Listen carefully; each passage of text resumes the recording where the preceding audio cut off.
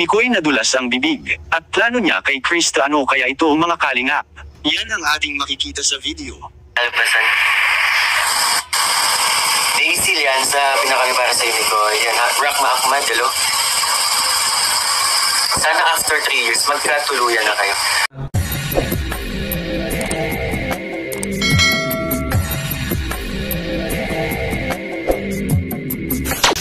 Alright, what's up mga tangay, mga kalingap? Welcome back. This is my YouTube channel, Katangay PLC. Sa mapagpalang araw, mga good morning, good afternoon, at good evening.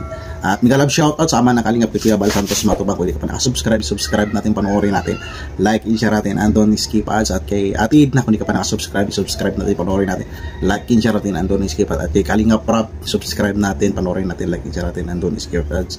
Mag-reaction tayo dyan sa Mikris sa kanyang beneficiary at tandem na Mikris. At dito nga mag-reaction tayo dito kay Idol Kalingap TV. Ang galing ito mga idol, guys. Kasama ko yan na black reactor. At ang galing niya mag-react kay Tix Raider lang. Yan nga ako nagkuha ng video clips. At kay Pugumbiyari Tikram at ka-business official pa din TV, ma-charity vlogger. Marami yan natutulungan na ma-beneficiary. Nagigilap mga idol mga guys. At hindi ka pa nakasubscribe sa aking munting YouTube channel, Katangay PLC, mag-subscribe ka na para pili ka sa mga upload reaction kagaya nito. Hindi ka pa nakapalo sa Facebook ko, Katangay PLC, FB ko, Katangay PLC 2.0, magpalo ka na para updated sa mga updated din ako dyan mga idol mga guys. So alright mga idol mga guys, dyan nga sa thumbnail ko dito, ito kaya ito Kalingap Mikoy nadulas kanyang bibig at Kalingap Prab may plano sa Mikris. Ano kaya ito? At dito may video clips nga mga idol mga guys. Samahan nyo kung gawa natin ng reaction at panoorin natin muna ang buong video bago tayo mag-comment o mag-react sa comment section.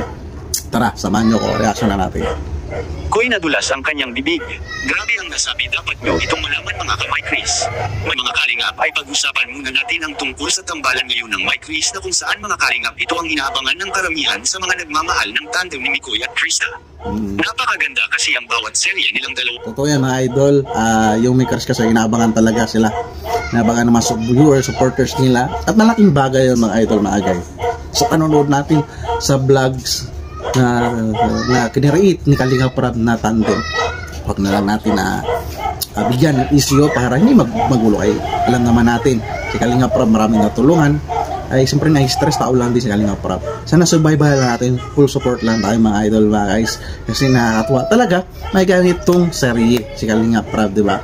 At although hindi man natin hawak ang kanya-kanyang opinion natin, kung hindi naman natin gusto yung vlog sa Kalingap Prab, pwede naman natin i-play, diba mga idol mga guys? So kung ganito naman, kung may gusto tayong comment sa comment section, tayuan natin mga idol mga guys. Binabasa naman nila yan sa comment section sa vlogs ni Kalingap Prab. Si Kalingap Prab nagabasa yan sa mga magandang advice, diba mga idol mga guys, opinion, diba? So tuloy mo natin mga idol. Lalo na at pinaghahandaan talaga nila ang kanilang serye. Mukhang may abangan na naman tayo mga kalingap na tiyak. So yan, inaabangan talaga. Kahit ako mga idol mga guys, nag-aabang ako sa lahat ng vlogs ni Kalingap Prab.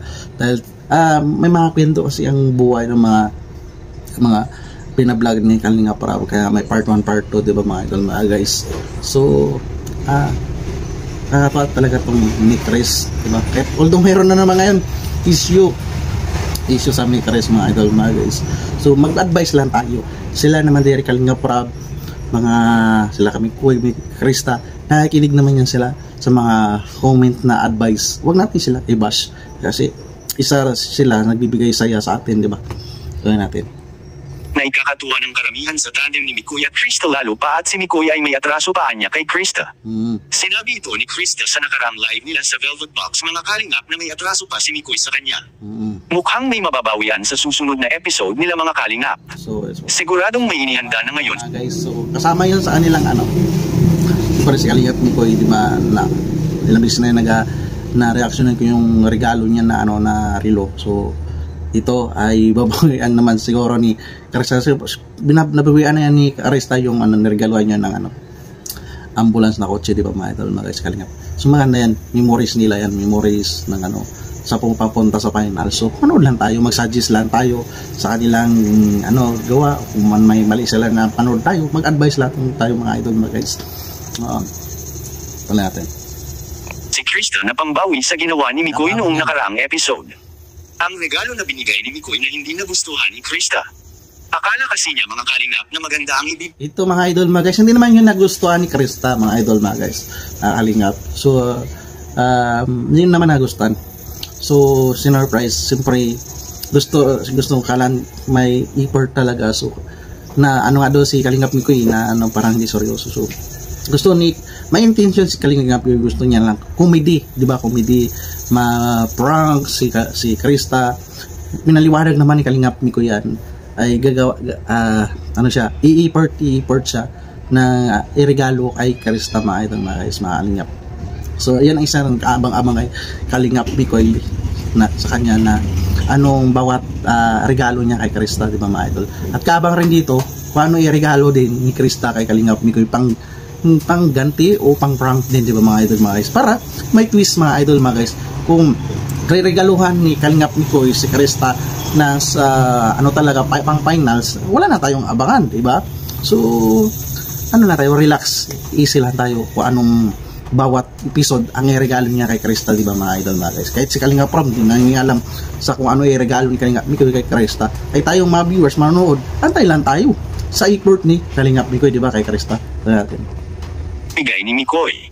Ngunit para sa karamihan mga kalingap ay maganda na naman ang ibinigay ni Mikoy para kay Krista, basta ang mahalaga galing sa isang tao na masasabi nating mahalaga sa buhay ni Krista dahil malaki ang naging impact ni Mikoy sa tandem nilang dalawa ngayon. At ito ang maging susi ni Krista mga kalingap para magtagumpay sa buhay at magkaroon ng magandang buhay. Sa tulong ni Kalingap Rob at sa mga nagmamahal kay Krista Jane, magagawa ni Krista at mabigyan niya ng magandang bahay ang kanyang nanay at pamilya. At sa kabilang dako naman mga kalingap, Please mga idol ba guys, isa sa pangarap ni Kalingap Rob at maganda yun, ang pangarap ni Krista na matulungan yung pamilya na mabigyan mapabayan. Magtiwala sila kay Kalingap Rob. At yung ibang mga sponsor, kung gusto nyo natin mapabayan si Krista, wag natin i-direct contact ang beneficiary si Krista. Isa yan sa maging mitsa ng ano, di ba mga idol mga guys, yung mga nagapadala, ingat din. Pwede naman magpadala kay Founder Kalingap Tata, kay Kalingap rin co-founder, kay Kalingap Rob. Isa kasi yan nagmumula. So isa rin si Krista na magkaroon ng ano, na kapag mayroong mag-PM, alam naman natin ang bawang kay Krista, napakahirap ng signal sa kanila, na kapag may ano sa kanya contact, dapat sabihin niya ay Kalingap Rob para yung tiwala, ang respeto, di ba mga idol guys? Alam naman natin matalino si Krista, lahat ng nangyayari sa kanya ay pinabahagi niya rin kay Kalingap para pinapaalam, wala siyang sekreto tinatago, di ba mga idol mga guys, di ba? Tuloy natin. Mikoy nadulas ang bibig at plano niya kay Krista. Ano kaya ito mga kalingap? Yan ang ating makikita sa video. Alpasan. Daisy yan sa pinakami para sa ibig ko. Yan ha, Rock Ahmad, hello. Sana after 3 years, magkatuluyan na kayo.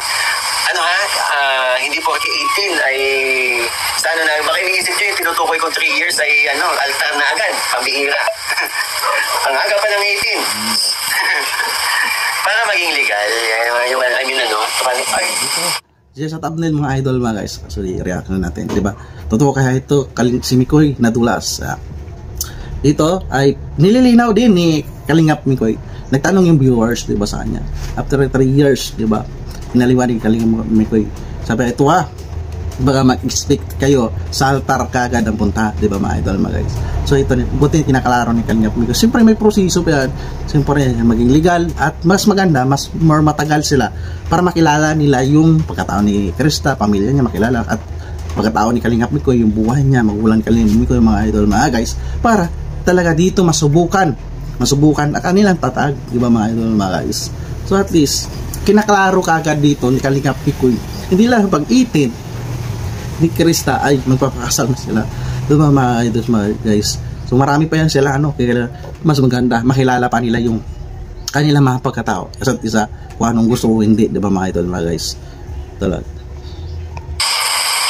para maging legal yung pwede ko na siyang pwede ko, di ba pag 18 pwede nang ligawan yung ganon.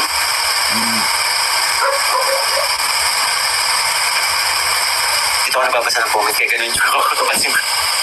Kailan na-upload namin Christian? Sa mga bago dito, Tuesday po. Ay, gising ng mami, isa kong nanay na Nilinaw po ni Mikoy ang lahat tungkol sa 3 taon na paghihintay niya kay Krista. At plano niyang ligawan si Krista mga kalingap after 3 years. Grabe O doon, malinaw mga idol sa video na at least inaano ni Kalingap Mikoy yung respeto. Alam niya na yung sa consequence pre mayroon yan in order si Krista. So nilinaw niya rin na after 18 years old, sabi niya, napaliwanag ko na rin yun, inulit na magpakasal. So gusto nila ni Kalingap Mikoy na mag-enjoy muna si Krista at kilalanin sa isa't isa. So mas maganda yung mga idol mga guys para ma-enjoy pa rin ni Krista kanyang pagdadalaga. So at least wala tinatago si Kalingap Mikoy, di ba mga idol? Lahat ng magtanong yung viewers ay sinasagot niya sa live niya, sa comment section. Sa live niya ata itong mga idol mga guys. So nakakatuwa, di ba mga idol? Nagsasabi si Kalingap Mikoy kung ano mga plano, di ba? Solid na noon mga kalingap. Sa 3 taong paghihintay ni Mikoy para kay Krista, yun palang mga kalingap, malaki na ang sakripisyo at kapag nagawa ito ni Mikoy ay masasabi nating mahal na mahal niya talaga si Krista at maaring mas malalim na rin ang ugnayan nilang dalawa kung ganun katagal ang kanilang samahang dalawa. Anong masasabi niyo po dito mga kalingap? Please comment and God bless you all. Yan nga mga kalingap mga idol. Yan mas more pa sila, kilalanin yung isa't isa. Tungtong ni Krista mas hindi naman nagmabadali si Kalingap Mikoy mga guys, mga idol, diba? Gusto niya nga pagkapatong ng Krista 18 baka mag-speak kagad ang mga viewers na sa altar kagad bakit si Kalingap Mikoy na kilalanin niya pa kung saan talaga ang mapupunta ang kanilang turulad talaga, diba mga idol?